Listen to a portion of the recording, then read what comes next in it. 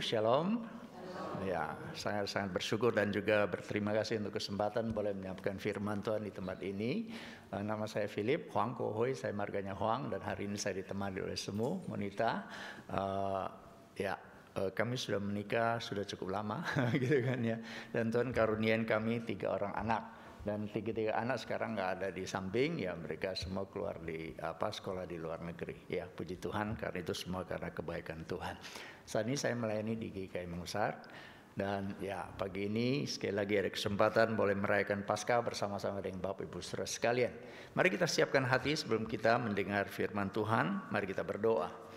Kami bersyukur Tuhan bahwa Engkau Allah yang sungguh hidup. Bahwa sejak dari dulu Engkau tetap ada dan sama. Dan kuasa-Mu tetap nyata dalam hidup kami. Bagi setiap orang-orang yang sungguh mau datang kepada Engkau, kuasa-Mu sanggup memulihkan, menyembuhkan dan menguatkan. Terima kasih, sebentar kami mau dengar firman-Mu, Tuhan siapkan hati kami. Beri kami hati yang lembut, menerima firman dan menjalankannya. Terima kasih untuk segala kebaikan Tuhan di dalam hidup kami. Bersyukur atas anugerah dan kebaikan Tuhan. Inilah doa kami, sehati berdoa di dalam nama Tuhan Yesus. Amin. Mari kita akan baca kisah tentang kebangkitan Kristus. Sebenarnya di dalam 4 Injil, ya Matius, Markus, Lukas, Yohanes mencatat. Meskipun dari sudut pandang yang berbeda-beda, tapi semuanya bicara tentang kisah, fakta sejarah Kristus sudah bangkit. 4 orang saksi, bayangkan itu sudah cukup gitu kan ya, untuk menegaskan bahwa peristiwa ini adalah sebuah sejarah yang benar-benar terjadi dalam hidup manusia. Mari saya ingin kita melihat dari Matius pasal yang ke-28. Matius 28 ayat 1 sampai yang ke-10. Izinkan saya membacakan sekali lagi kisah kebangkitan Kristus. Matius 28 ayat 1 sampai yang ke-10. Setelah hari Sabat lewat menjelang menyingsingnya fajar pada hari pertama minggu itu, pergilah Maria Magdalena dan Maria yang lain menengok kubur itu. Maka terjadilah gempa bumi yang hebat sebab seorang malaikat Tuhan turun dari langit dan datang ke batu itu dan menggulingkannya lalu duduk di atasnya. Wajahnya bagaikan kilat dan pakaiannya putih bagaikan salju. Dan penjaga-penjaga itu gentar ketakutan dan menjadi seperti orang-orang mati. Akan tetapi malaikat itu berkata kepada perempuan-perempuan itu, "Janganlah kamu takut, sebab aku tahu kamu mencari Yesus yang disalibkan itu. Ia tidak ada di sini, sebab ia telah bangkit, sama seperti yang telah dikatakannya. Mari, lihatlah tempat ia berbaring. Dan segeralah pergi dan katakan kepada murid-muridnya bahwa ia telah bangkit dari antara orang mati. Ia mendahului kamu ke Galilea, di sana kamu akan melihat dia sesungguhnya. Aku telah mengatakannya kepadamu." Mereka segera pergi dari kubur itu dengan takut dan dengan sukacita yang besar dan berlari cepat-cepat untuk memberitahukannya kepada murid-murid Yesus. Tiba-tiba Yesus berjumpa dengan mereka dan berkata, "Salam bagimu." Mereka mendekatinya dan memeluk kakinya serta menyembahnya. Maka kata Yesus kepada mereka, "Jangan takut. Pergi dan katakanlah kepada saudara-saudaraku supaya mereka pergi ke Galilea dan di sanalah mereka akan melihat aku." Demikian sejauh pembacaan firman Tuhan. Berbahagia setiap kita membaca firman dan melakukan dalam hidup kita hari lepas hari. Bapak Ibu Saudara yang kekasih dalam Tuhan Yesus, kebangkitan Kristus adalah pesan penting dan menjadi inti daripada kekristenan. Tanpa kebangkitan Kristus maka segala sesuatu menjadi tidak ada gunanya. Seorang penulis yang bernama, yang mana ya? Betul ya. Sorry. James Kennedy ya, dalam Why I Believe, dalam bukunya dia menuliskan kalimat yang sangat-sangat luar biasa. Dia berkata gini, bahwa kebangkitan Kristus merupakan inti dari iman Kristen. Bersama inti ini segala sesuatu berdiri atau jatuh. Karena itu semua kaum skeptis selama 19 abad mengarahkan senjata api terbesar mereka pada kebangkitan Kristus. Bayangkan hampir 2000 tahun ini bahwa kekristenan diserang, senjata yang paling besar sekalipun dipakai, filosofi, arkeologi, segala macam untuk menyerang, mengatakan bahwa kebangkitan Kristus adalah sebuah fantasi atau sebuah halusinasi dari para murid-murid. Tanpa kebangkitan Kristus maka segala sesuatu itu tidak mungkin dapat dibangun. iman kekristenan kita. Bahkan akan jatuh berantakan dan tidak ada artinya apa-apa. Beberapa teori yang pernah disampaikan, misalnya ada yang mengatakan, oh murid-murid itu mencuri mayat Yesus sehingga mereka katakan Yesus bangkit. Tapi kalau kita lihat di dalam catatan Matius gitu kan ya, murid-murid aja udah takut banget gitu kan, udah sembunyi gitu. Lalu kubur Yesus ada materainya orang Romawi. Ya, materai orang Romawi itu artinya ini tidak boleh disentuh. Ya, apalagi dibuka, siapa yang menyentuh itu hukuman mati. Murid-murid sudah ketakutan, mana mungkin pergi curi gitu kan ya. Bahkan waktu mayat Yesus hilang aja mereka sampai bingung-bingung kira-kira gitu. Ada juga yang mengatakan dengan teori halusinasi. Oh, mereka saking tidak ingin Yesus pergi meninggalkan mereka, jadi Yesus sudah mati dan mereka sekarang halusinasi Yesus sudah bangkit dan berkata sudah bangkit. Pertanyaan kita kan gini, kalau satu orang halusinasi masih mungkin ya. Masa 11 murid halusinasi dengan para ibu-ibu, lalu ditambah lagi ada 500 orang halusinasi bersama-sama. Wah, itu sesuatu yang tidak masuk akal begitu ya. Halusinasi kan biasa bersifat subjektif, perorangan begitu dan tidak lama-lama kan gitu. Jadi masih ada begitu banyak teori yang berusaha meruntuhkan, mengatakan bahwa kebangkitan Yesus adalah sesuatu dusta atau sebuah cerita dongeng-dongeng belaka. Nah, Bapak Ibu Saudara yang kekasih dalam Tuhan Yesus, namun kita melihat bagaimana sejarah membuktikan sampai pada hari ini hampir 2000 tahun sudah. Bagaimana berita ini mempunyai sebuah kuasa yang luar biasa. Bagi orang-orang yang percaya akan berita ini, hidup berubah dengan luar biasa. Dan belum lagi kita lihat di sepanjang sejarah umat manusia, hampir 2000 tahun ini, para hamba Tuhan, para misionari, rela meninggalkan segala sesuatu demi berita ini untuk disampaikan kepada seluruh bangsa. Bayangkan ya, kalau ini ternyata sebuah berita bohong, maka Rasul Paulus katakan gini bahwa sia-sialah pemberitaan kami, sia-sialah juga kepercayaan kamu, saudara. Berarti selama ribuan tahun ini apa yang kita lakukan adalah sebuah kebohongan, sebuah dusta, saudara. Sebenarnya kalau kita pikirkan secara logika, hal-hal seperti ini ada hal yang tidak mungkin. Betul nggak, saudara? Itu adalah fakta sejarah yang tidak mungkin ditolak, saudara. Karena ini sesuatu kebenaran daripada firman Tuhan. Nah, hari ini kita ingin coba melihat bahwa kebangkitan Kristus dengan hidup kita sebagai orang percaya, apa kaitannya? Peristiwa yang terjadi hampir 2000 tahun yang lalu dengan kita yang hidup di zaman ini, apa kaitannya? Saya kira tema yang diberikan untuk kita renungan bersama sangat relevan sekali, yaitu menang bersama Kristus, menang bersama kuasa daripada kebangkitan Kristus Yesus. Hal yang pertama yang saya ingin kita lihat bersama adalah gini, menang atas dosa dan kematian. Signifikansi kebangkitan Kristus dari kematian pertama-tama menunjukkan sebuah kebenaran yang sangat penting untuk kita mengerti, bahwa dia menang atas dosa dan kematian. Rasul Paulus mencatat seperti ini.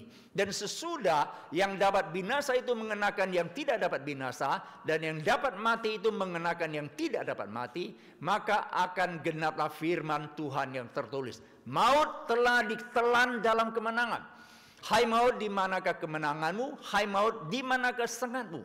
Sengat maut adalah dosa, dan kuasa dosa ialah hukum Taurat. Tetapi syukur kepada Allah yang telah memberikan kepada kita kemenangan oleh Yesus Kristus Tuhan kita.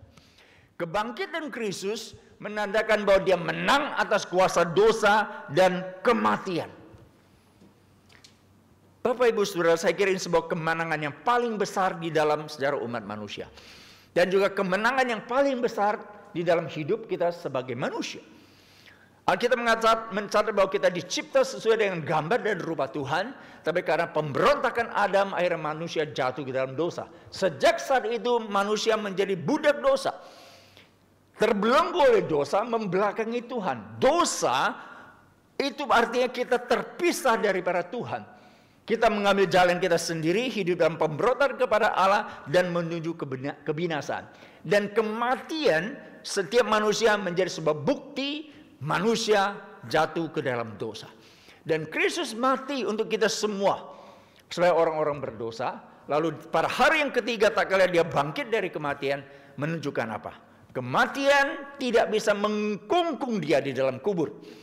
Kubur yang kosong membuktikan bahwa dia menang atas dosa dan kematian, menang atas yang paling ditakuti oleh umat manusia.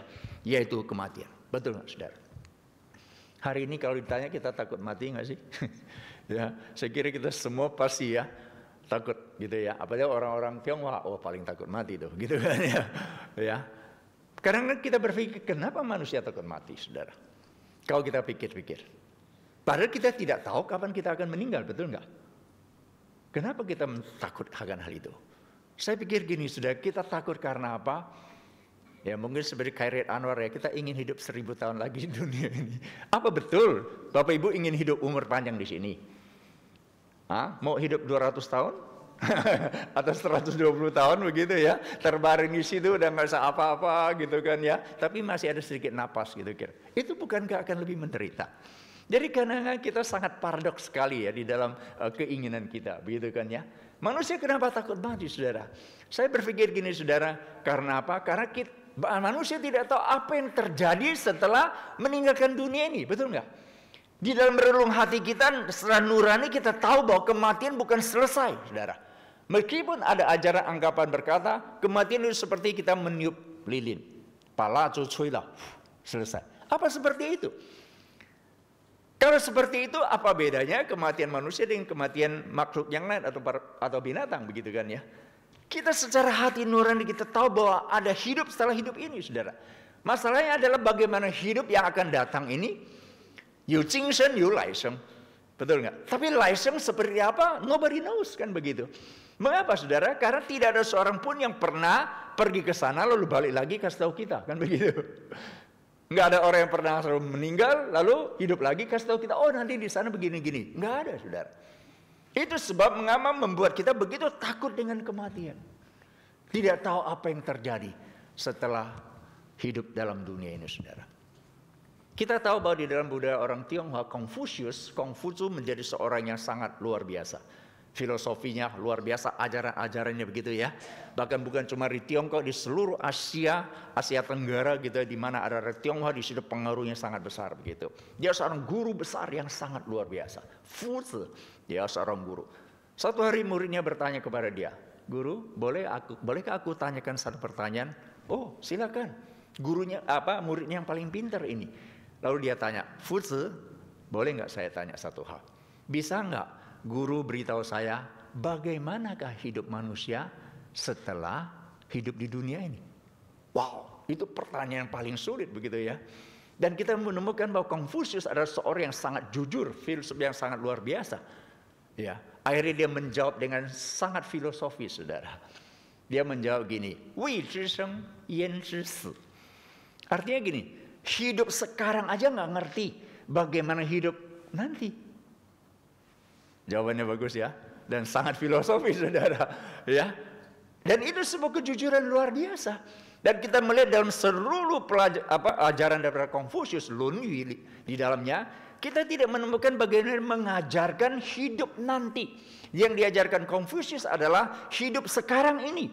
Hubungan suami istri, orang tua dengan anak, sesama saudara, begitu kan ya. Lalu Tuhan dengan hamba, ya, sesama teman. Hubungannya ada dalam dunia ini. Bagaimana hidup setelah kematian, dia tidak mengetahuinya.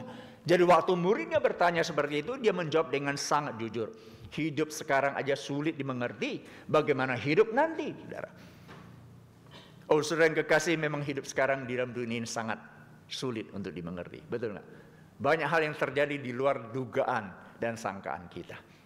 Apalagi hidup nanti setelah meninggalkan dunia ini. Bapak Ibu saudara yang kekasih dalam Tuhan Yesus. Kematian karena dosa membuat manusia tidak mengerti bagaimana hidup setelah dunia ini, saudara. Karena dosa setelah membutakan mata manusia. Tapi kita bersyukur kepada Tuhan. Kristus yang mati di atas kayu salib bagi kita, dikuburkan. Pada hari yang ketiga dia bangkit dari kematian. Artinya dia datang kembali kepada dunia kita saat ini setelah dia meninggal, dan dia memberitahu kepada kita sebenarnya apa yang terjadi setelah manusia meninggalkan dunia ini. Ada kekekalan yang menantikan kita, dan dalam kekekalan itu hanya ada dua jalan, dua pilihan: hidup kekal atau mati kekal. Hidup kembali bersama dengan Tuhan Sang Pencipta kita, ataukah kita masuk neraka menderita selama-lamanya. Itulah kehidupan setelah manusia meninggalkan dunia ini. Kristus bangkit memberitahukan kepada kita akan hidup di dalam kekekalan. Yesus berkata, aku pergi menyediakan tempat bagimu, dan setelah itu akan kembali membawa engkau, arti yang percaya kepada dia, ke tempat di mana dia ada. Ini sebuah penghiburan, sebuah kemenangan yang luar biasa yang dimiliki oleh setiap orang yang percaya kepada Kristus. Dosa dan kematian sudah ditaklukkan oleh Tuhan Yesus. Maka dengan kebangkitan Kristus, Bapak Ibu Saudara sekalian, maka sebagai orang-orang percaya kita tidak perlu takut terhadap kematian. Betul nggak? Tapi kita tidak perlu cari mati. Kita tidak usah takut lagi karena kita tahu kematian itu hanyalah seperti daun pintu di mana kita masuk ke dalam kekekalan bersama dengan Tuhan kita. Bahkan Rasul Paulus sana katakan seolah dia menentang kematian, begitu kan ya? Ayo datang. Karena waktu saya meninggal, itulah kebahagiaan saya yang kekal. Saya kembali kepada pencipta saya bersama dengan Tuhan Allah di dalam kerajaan sorga. Saudara kekasih dalam Tuhan Yesus, ini hal yang pertama yang kita belajar. Kebangkitan Kristus membawa kemenangan atas dosa dan kematian. Memberikan sebuah pengharapan kepada kita, tidak takut kepada kematian. Karena kita tahu kematian hanyalah jalan di mana kita kembali ke surga. Jalan kita kembali bersama dengan Bapa Sang Pencipta kita. Hal yang kedua saudara, kebangkitan Kristus membawa kemenangan dalam hal apa saja. Hal yang kedua kita lihat bahwa Kristus bangkit memberi kita hidup baru dalam kuasa kebangkitan saudara. Kalau tadi kan kita bicara dalam kekekalan, bicara dalam hidup setelah manusia meninggalkan dunia ini. Pertanyaan kita sekarang kan, loh kita belum pergi kok. Kita masih di sini. Jadi bagaimana kita harus menjalani kehidupan kita? Hidup baru yang seperti apa yang Tuhan ingin kita jalani selama kita masih ada di dalam dunia ini. Roma 6 pasal 6 ayat 4 di sana katakan demikian. Dengan demikian kita telah dikuburkan bersama-sama dengan dia oleh kebaptisan dalam kematian. Supaya sama seperti Kristus telah dibangkitkan dari antara orang mati oleh kemuliaan Bapa, demikian juga kita akan hidup dalam hidup yang baru. Kita mati bersama Kristus, dikuburkan bersama Kristus dalam baptisan. Ya. Setelah itu Kristus bangkit, kita pun bangkit bersama dia. Dan memperoleh hidup yang baru. Hidup yang baru di sini adalah hidup berbeda dengan hidup yang dulu sebelum kita kenal Kristus. Hidup yang baru adalah tidak hidup dalam kuasa dosa. Hidup yang baru tidak hidup dalam ketakutan akan kematian. Hidup yang baru adalah hidup dalam Kristus. Hidup yang penuh dengan semangat, penuh dengan keberanian. Hidup baru itu adalah hidup dengan kuasa kebangkitan Kristus. Hidup baru adalah hidup yang diubahkan. Hidup baru dalam kebangkitan Kristus adalah hidup yang mempunyai tujuan yang jelas. Hidup yang tidak kita sembarangan di tengah-tengah dunia ini. Apalagi hidup di dalam kenikmatan dosa. Tidak. Hidup baru adalah karena kuasa kebangkitan Kristus yang telah mengubahkan seluruh seantero daripada hidup kita. Saudara, inilah hidup baru yang Tuhan berikan kepada kita. Sangat luar biasa. Tadi cerita kita baca di dalam Matius, ya. Kata takut itu muncul beberapa kali, betul nggak ya? Para penjaga takut, ya. Lalu perempuan-perempuan takut, kan begitu kan ya.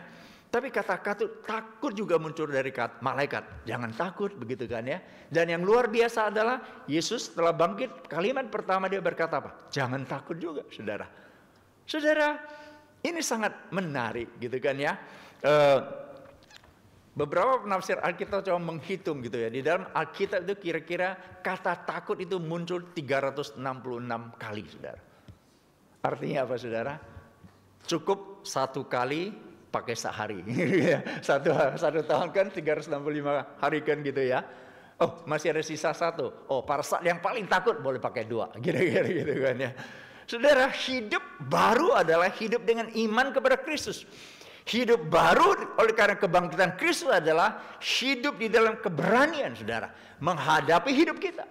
Menghadapi segala tantangan, persoalan yang ada dalam hidup kita, saudara. Itu kuasa kebangkitan Kristus yang bekerja di dalam diri kita sebagai orang-orang percaya. hidup di dalam kemenangan harus dimulai dari hidup tanpa ketakutan. Saudara. Mungkin sebagian berkata lause, mana mungkin tidak takut, saudara. Betul nggak? Lihat kondisi dunia sedang berubah, ya, perang dagang yang berkecamuk gitu kan ya. Semua mungkin was-was nih. Ya, para pengusaha ini lagi nunggu ini mau invest atau enggak nih gitu kan ya. Ibu-ibu mikir besok-besok itu uang belanja cukup apa enggak gitu kan ya. Harga barang-barang naik enggak. Bagaimana mungkin kita tidak hidup dalam ketakutan? Saudara yang kekasih, di dalam banyak hal mari kita responi dengan hati yang tepat, saudara. Betul semua itu akan berubah dan tidak ada sebuah kepastian yang bisa kita prediksi, saudara. Tapi dengan kita hidup dalam ketakutan, apakah engkau akan merubah suasana? Merubah situasi? Kan tidak, betul enggak? Ya. Ada sebuah kalimat seperti ini, kita tidak bisa merubah kondisi. Yang dapat kita rubah adalah suasana hati kita. 你要改变你的心境，不是环境， gitu ya. 环境 itu lingkungan, kondisi kita nggak bisa rubah apa-apa. Tapi yang bisa kita rubah adalah suasana hati. Respon kita bagaimana ini menjadi penting. Kuasa kebangkitan Kristus cukup untuk menolong kita, memberi kita keberanian untuk menghadapi hidup kita yang tidak pasti ini, saudara. Mengapa? Sederhana. Jikalau yang paling ditakuti manusia, dosa dan kematian itu pun sudah dikalahkan. Apalagi hal yang lain. Benar nggak, Bapak Ibu Saudara sekalian? Tapi harus kita akui kadang-kadang tak kala kita melihat dalam kehidupan sehari-hari kita, memang ada banyak hal yang membuat kita khawatir. Tapi marilah, tak kala kita mengingat kembali merayakan kebangkitan Kristus, di situ sekali lagi menguatkan kita. Karena dalam Kristus ada pengharapan, Dia yang sudah menaklukkan kematian itu, Dia sudah melakukan hal yang paling ditakuti manusia. Kita yang mengikut Dia, mari kita hidupi kuasa itu di dalam hidup kita hari lepas hari. Kuasa kemenangan itu tidak hanya kita rayakan di hari Minggu, betul nggak? Karena setiap kita hari Minggu datang ke gereja, bernyanyi, memuji Tuhan dengan firman Tuhan, kita dikuatkan lagi kan gitu kan ya. Seolah apapun yang terjadi di dunia kita nggak takut. Begitu amin selesai, kembali ya ke rumah, masalah bertumbuk-tumbuk, bagaimana kita menghadapi itu, saudara? Apakah kuasa kebangkitan Kristus hanya ada di dalam gereja? Hanya ada pada saat kita berdoa, membaca firman dan beribadah? Kan seharusnya tidak, betul nggak? Bahwa kuasa itu harus selalu bekerja saban hari, setiap detik dalam kehidupan kita, saudara. Itulah yang disebut sebagai kehidupan baru. Hidup penuh iman kepada Kristus Tuhan kita. Kalau tidak, saudara, kebangkitan Kristus 2000 tahun yang lalu hanya tinggal sebuah sejarah. Tidak ada hubungannya dengan hidup aku. Tidak ada kait-mengait dengan kehidupanku hari ini. Atau bahwa kebangkitan Kristus hanya berkenaan dengan iman percayaku saja. Tapi tidak berkenaan dengan bagaimana saya melakukan, menjalani hidup hari lepas hari. Kan sering kita temukan seperti ini kan ya. Bahwa antara kepercayaan kita kepada Tuhan dan kehidupan sehari-hari kita terpisah. Betul nggak? Sing yang senghua keje. Ya, sing yang percaya, iman ya ada di gereja gitu ya. Waktu kita menyanyi, berdoa, membaca firman. Tak kala kita masuk dalam kehidupan berdagang, urus anak, kerjaan rumah tangga, itu kayaknya sudah terpisah gitu kan ya. Tidak seperti itu, saudara. Hidup kita seanteronya harus di dalam kuasa kebangkitan Kristus, saudara. Jangan lain di gereja, lain di rumah, saudara. Ya, lebih celaka lagi, lain di mimbar, lain di bawah mimbar, kan gitu, saudara ya. Betul nggak? Nggak boleh. Karena kuasa itu bekerja dalam hidup kita, dan itulah hidup baru yang seharusnya yang kita miliki di dalam Tuhan. Ya, karena Dia sudah mati dan bangkit, dan kita sudah mati bersama Kristus. Keakuan kita, manusia lama kita sudah mati bersama Kristus, dan sekarang kita bangkit mendapat hidup yang baru. Bagaimana mungkin engkau yang sudah mati terhadap dosa, engkau masih hidup di dalamnya? Bagaimana mungkin engkau masih hidup dalam hidup yang lama, padahal engkau sudah bangkit bersama dengan Kristus yang sudah bangkit? sesuatu hal yang kadang-kadang menggelisahkan kita, membuat kita bingung, betul nggak? Tapi biar hari ini kita kembali kepada Tuhan, bahwa kebangkitan Kristus memberikan kita hidup yang baru, totally baru, ciptaan yang baru, betul ya? Korintus katakan barang siapa yang ada dalam Kristus, dia adalah ciptaan yang baru. Yang lama?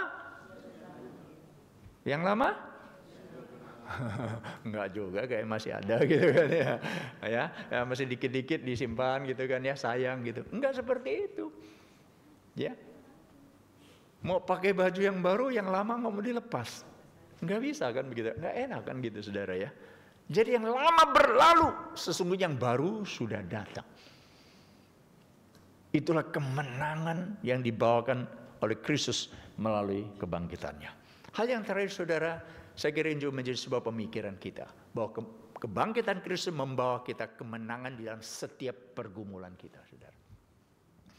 Apapun yang kita alami, bagaimana kesulitan penderitaan kita hari ini, tak kala kita ingat Kristus yang bangkit itu menjadi sebuah kekuatan untuk kita hidup dalam kemenangan, Saudara. Rasul Paulus berkata gini, yang ku kehendaki ialah mengenal Dia dan kuasa kebangkitannya dan persekutuan dalam penderitaannya, di mana aku menjadi serupa dengan Dia dalam kematiannya, supaya aku akhirnya beroleh kebangkitan dari antara orang mati. Lihat ya, Rasul Paulus seorang Farisi, murid Gamaliel, seorang yang ahli Taurat, yang punya posisi kuasa, dan di dalam melakukan Taurat dia berkata, aku tidak bercacat celah. Pada akhirnya dia berkata ini, yang ku mau tahu hanya satu aja. Dia berkata begitu bukan dia tidak tahu yang lain, Saudara. Dia sudah banyak tahu, tapi pada akhirnya dia ambil satu kesimpulan, yang ku kehendaki satu aja. Mengenal Kristus, kuasa kebangkitan, dan bersekutu dalam penderitaannya. Artinya bahwa Kristus yang menderita dan yang bangkit itu lebih dari segala-galanya. Lebih melampaui semua pengetahuan, bahkan melebihi semua ketaatan dia kepada hukum Taurat. Termasuk melebihi semua yang dia lakukan demi katanya. Melakukan demi Tuhan. Ya tak kala dia pakai surat kuasa itu untuk tangkapin pengikut Kristus, dan Alkitab katakan dia berpikir dia melakukannya bagi Tuhan, begitu ya. Akhirnya dalam perjalanan ke Damsyik itu, Kristus yang bangkit menampakkan diri kepada dia. Dia jatuh dan dia menjadi buta. Dan suara Kristus berkata kepada dia, mengapa engkau menganiaya aku? Dan suara itu pun didengar oleh koleganya, teman-temannya. Betul ya, sejak itu menjadi titik balik dari seluruh hidup Paulus. Dan pengalaman itu terus dia ulang, dia ceritakan di dalam perjalanan misinya. Artinya ini menjadi sesuatu hal yang penting yang tidak dapat dia lupakan. Maka dia berkata, yang ku kehendaki mengenal kuasa kebangkitan Kristus dan ikut di dalam penderitaannya. Dan itulah Injil, inti dari Injil yang sesungguhnya dalam 1 Korintus 15. Kristus yang mati, Injil yang kuberikan adalah Kristus yang mati, dikuburkan, 3 hari kemudian bangkit dari kematian. Itu inti seluruh pemberitaan dari para Rasul Paulus dan menjadi inti daripada Injil. Rasul Paulus katakan, yang ku kehendaki ialah mengenal kuasa kebangkitan dan persekutuan dalam penderitaannya. Pada bagian ini saya ingin kita melihat begini, Saudara, bahwa tidak mungkin ada kematian, tidak mungkin ada kebangkitan tanpa kematian. Ya, no crown, no cross, no crown. Ya, tidak ada salib maka tidak akan ada mahkota. Bagian ini mengajar kepada kita begini, Saudara, bahwa penderitaan, kesulitan bagian dari hidup kita sebagai orang percaya. Hari ini selama kita masih ada dalam dunia ini, entah orang Kristen atau bukan, percaya Yesus atau tidak, sama mengalami kesulitan, mungkin sama, pergumulan sama, betul nggak? Bedanya apa? Bedanya adalah bahwa kita mempunyai Kristus yang menang. Kristus yang bangkit dari kematian. Di situ perbedaannya, Saudara. Bedanya apa? Bedanya ada jaminan bahwa kita berhidup di dalam kemenangan. Kenapa? Karena Kristus sudah menang. Dia sudah bangkit dari kematian. Kadang-kadang saya berpikir demikian. Ya, Kristus bangkit itu kebenaran yang gak bisa dibantah. Tetapi adakah hidup orang percaya menyaksikannya? Adakah orang dunia melihat dalam hidup kita seorang percaya Kristus sudah bangkit? Ada cerita yang sering diceritakan waktu hari kebangkitan gitu kan ya. Martin Luther sang reformator di dalam perjuangannya untuk reformasi kan tidak gampang gitu kan ya. Satu saat dia begitu lesu, begitu putus asa, seolah-olah dia berjuang sendiri gitu ya. Hidup enggak ada semangat ya. Setiap pagi bangun dengan some kulian gitu kan ya. Muka yang murung begitu ya, enggak ada sukacita. Sang istri melihat keadaan Luther seperti itu. Ya. Lalu satu pagi Martin Luther bangun pagi-pagi, dia kaget luar biasa. Karena melihat istrinya memakai baju kabung, saudara. Ya, baju kabung, Luther bangun tanya, siapa meninggal? Kamu kok pakai baju kabung? Setahu saya nggak ada yang meninggal, gitu kan ya. Apa jawab istrinya? Dia bilang, Yesus yang mati. Hah? Gak mungkin lah, dia bilang. Kita mengatakan Yesus mati, 3 hari kemudian dia bangkit kembali. Istri bilang, enggak, mati, nggak pernah bangkit. Yeah. Martin Luther, teolog gitu kan ya. Didebat lah sama dia, gitu kan ya. Ya istrinya nggak bisa lawan lah, gitu kan ya. Tapi terakhir sang istri ngomong satu kalimat yang membuat Luther terdiam 1000 bahasa. Dia ngomong gini, kalau Yesus itu bangkit, Yesus itu hidup, kenapa kamu jadi begini? Udah selesai, nggak usah perdebatan teologi. Ya. Kalau Yesus hidup dan bangkit, kenapa hidupmu putus asa, nggak semangat, menyerah? Gitu kan ya. Tiap hari murung, nggak ada sukacita. Hidup tanpa pengharapan, tanpa tujuan. Kalau Yesus itu hidup, kamu tidak boleh seperti ini. Kira-kira seperti itu, saudara. Kita mengamini, kita memberitakan. Pertanyaan kita hidupi enggak Kristus yang hidup itu dalam kehidupan kita? Jangan sampai kita memberitakan, kita nyanyikan, kita khotbahkan. Tapi tak kala kita menghadapi pergumulan, persoalan, penderitaan dalam hidup kita, kita pun menyerah. Kan tidak cocok dengan iman kita, betul nggak?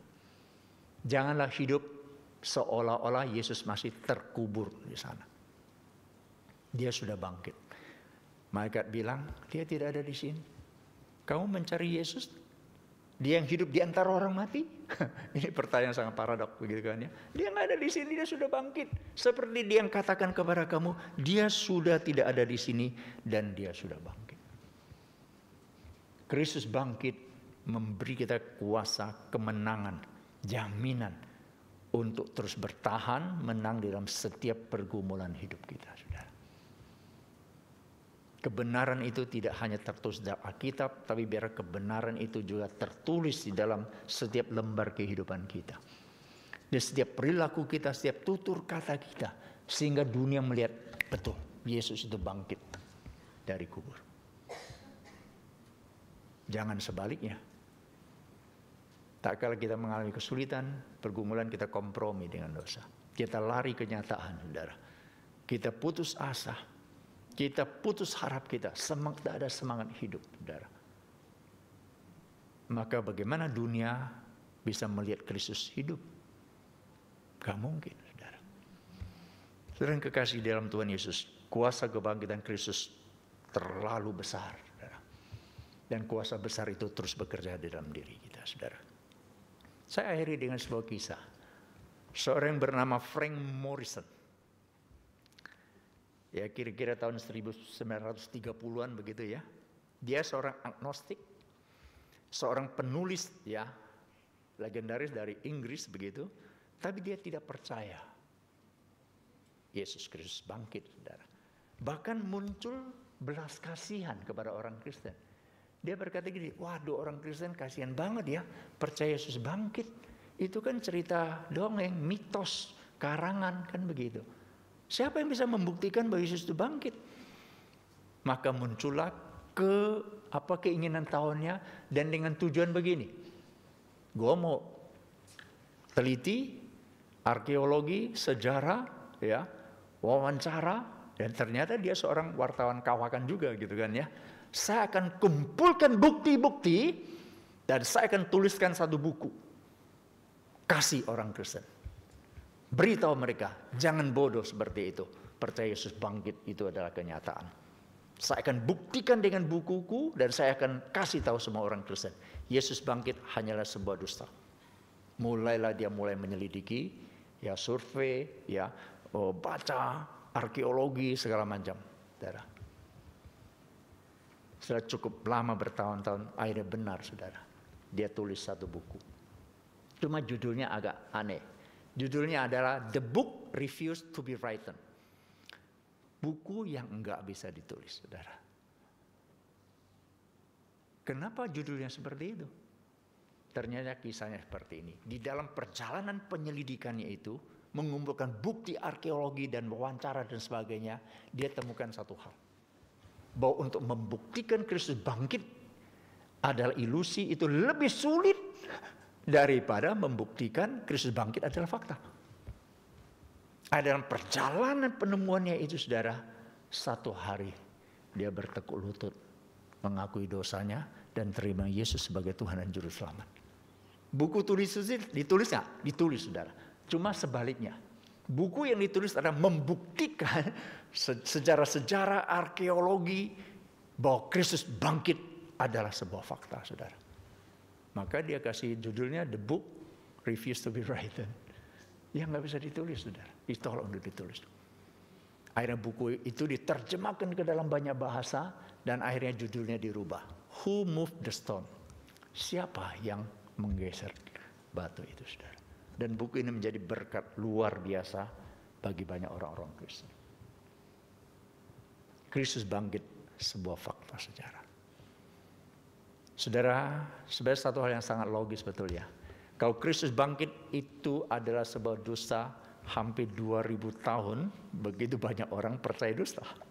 Sebuah dusta sanggupkah mengubahkan hati seseorang? Nggak mungkin.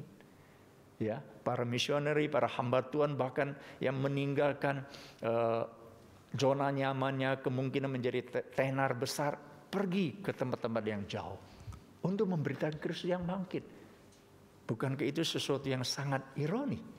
Ternyata apa yang diberitakan itu adalah sebuah dusta. Tidak. Kristus bangkit adalah sebuah kebenaran, tapi yang paling penting adalah adakah kuasa itu terus hidup di dalam diri kita. Orang-orang sekitar kita melihat nggak dengan jelas Kristus bangkit dan terus berkuasa dalam hidup kita. Tuhan panggil kami cukup lama di China melayani ya sebagai misionari kami di China tinggal 15,5 tahun saudara. 2017 baru kami kembali saudara. Saya pernah diajak ke satu tempat ini di daerah Shantung, Shifu ya. Ini tempatnya apa? Ini kuburan siapa? Saya ingin tunjukkan ya. Ini adalah kuburan Konfusius saudara. Ya, kuburan yang besar banget. Ya. Lalu di depannya itu ada satu kelenteng yang besar, saudara. Tapi di sana sudah nggak ada orang yang kasih hiu, nggak ada lagi. Itu hanya jadi tempat wisata aja.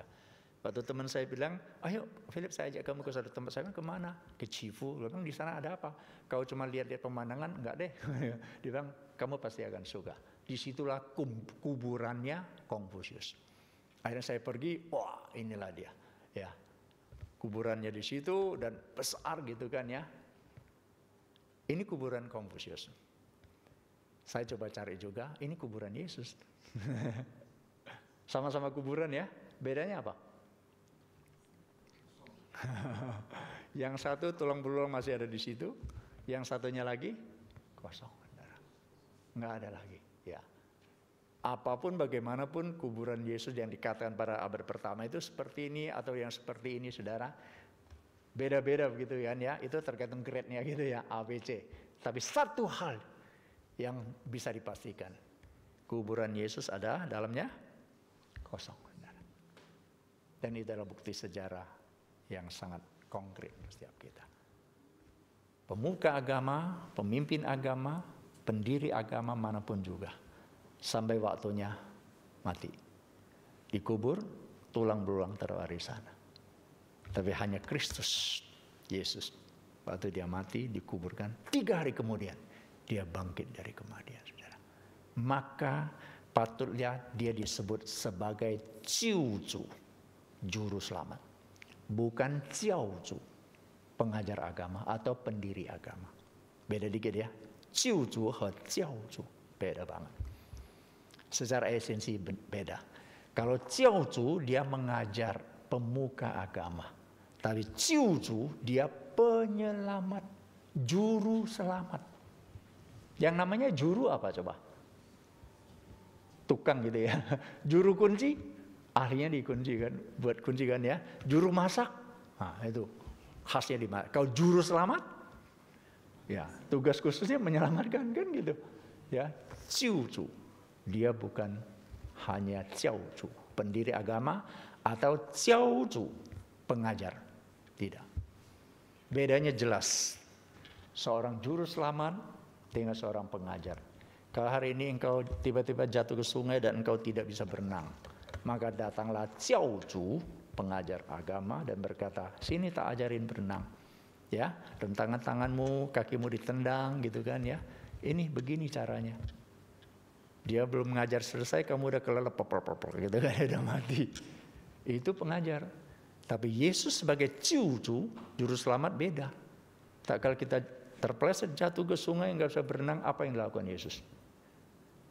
Dia terjun langsung ke sungai, menyelamatkan kita, saudara. Dia tidak mengajar di pinggir sungai, tapi dia terjun dan selamatkan kita. Itulah Tuhan kita Yesus Kristus. Berbeda, saudara. Kita bersyukur hari ini kita boleh mengenal Kristus sebagai jiuzu, sebagai juru selamat dalam hidup kita. Mati, bangkit. Dan tidak ada satu pemuka agama, pendiri agama manapun yang mati buat umatnya, kecuali Kristus. Yang lain umat mati bagi pendiri agama. Hanya Kristus, dia mati buat setiap pengikutnya. Hidup dalam kemenangan karena Kristus sudah bangkit dari kematian. Mari kita berdoa.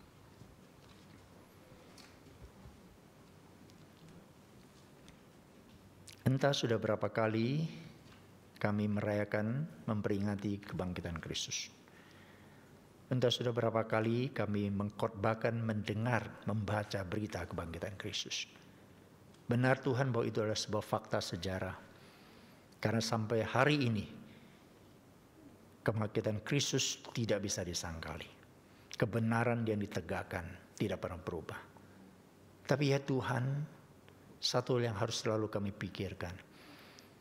Apakah apa yang terjadi 2000 tahun yang lalu Kristus bangkit punya dampak di dalam hidup keseharian kami? Kebangkitan Kristus 2000 tahun yang lalu, apakah ada kaitannya dengan hidup kami seorang percaya di zaman ini? Kami percaya Tuhan bahwa kuasa-Mu tidak berubah, karena Engkau Allah yang hidup, yang menang atas kematian. Kiranya Tuhan menolong setiap kami, tidak hanya memperingati, mensyukuri, bersukacita, tetapi biar hidup kami dirubahkan oleh kuasa kebangkitan itu. Melalui hidup kami, orang-orang sekitar kami melihat Kristus bangkit. Kristus menang atas kuasa maut dan dosa.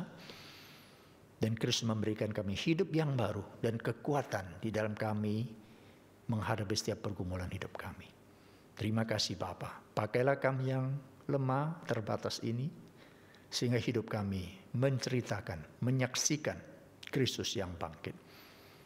Terima kasih Tuhan. Berkati gereja-Mu tempat ini, Gembala sidang, para hamba Tuhan, majelis jemaat Tuhan, bersama-sama untuk memberitakan Injil, menyaksikan Kristus yang bangkit kepada orang-orang sekitar. Sekarang sehingga gereja ini boleh terus bertumbuh, makin banyak orang datang kepada Kristus dan mengalami kuasa kebangkitan itu dan mendapat hidup yang kekal. Terima kasih. Ini seru doa kami. Sehati berdoa di dalam nama Tuhan Yesus. Amin. Tuhan memberkati.